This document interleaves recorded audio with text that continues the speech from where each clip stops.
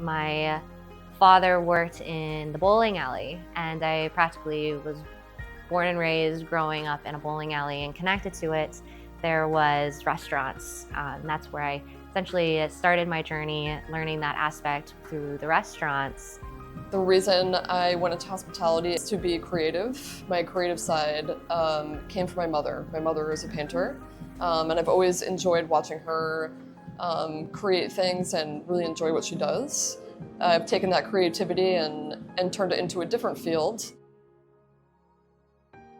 You've got always to think first with your head and then with your heart. You put the plan here and then you put in execution, but don't forget what is here. To lead by example and lead with empathy. You get the respect that you give, and I will never ask you to do a job that I would not do myself. If you're in the weeds, then I'm in the weeds with you. You really can have it all. It just might not be all at the same time. One of my favorite quote is one of Madeleine Albright, the first Secretary of State that was put into that position by Bill Clinton, is there is a special place in hell for people, for women that don't help other women. And I love that quote. People will always have perceptions, and that's the hardest thing I found going into not just hospitality, but into business. Their perceptions are always reality. There's an authoritative style that you have to take with leadership, which goes against kind of my natural instinct to be more empathetic and compassionate, which I think a lot of women have, that nurturing aspect. And through working with my mentors, both male and female, I've learned how to blend those two and still stay true to my management style. I wanted to take a dab into going into housekeeping. So at that time, I went and had a conversation with this individual who kept telling me how great my performance was at that point.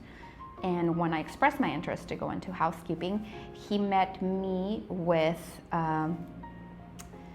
a tough conversation and basically told me that since I was a Spanish-speaking female, I would not do as great as an English-speaking man in housekeeping. I took a position a couple of years ago as a general manager of a large hotel, and obviously the first thing I did after I got hired, I go to the financial statement and I look to see what my predecessor was making, and I made $30,000 less than he did, and I got very upset about that. And I feel that there should be no gap in salaries or recognition just because of gender. Stay strong, and practice makes progress. So keep the growth mindset going, and then you'll be able to achieve what you're looking for. Don't sacrifice anything. Just, figure out what's really important to you in the moment and go after that. If you decide to go this route, don't let the naysayer telling you cannot do it. Just believe in yourself. This is the true secret of succeeding in the hospitality business. Invest some time developing the people that are coming behind you. The females that are coming behind you are going go through some hardships, as we have, and as we continue to break that glass ceiling and getting more females into leadership positions and high positions, executive C-suite positions. Take the time to mentor somebody that's coming behind you. We as women don't always ask for what we should ask for. What do I mean by that? I think that women, we suppress ourselves, right? We are not asking for what we want.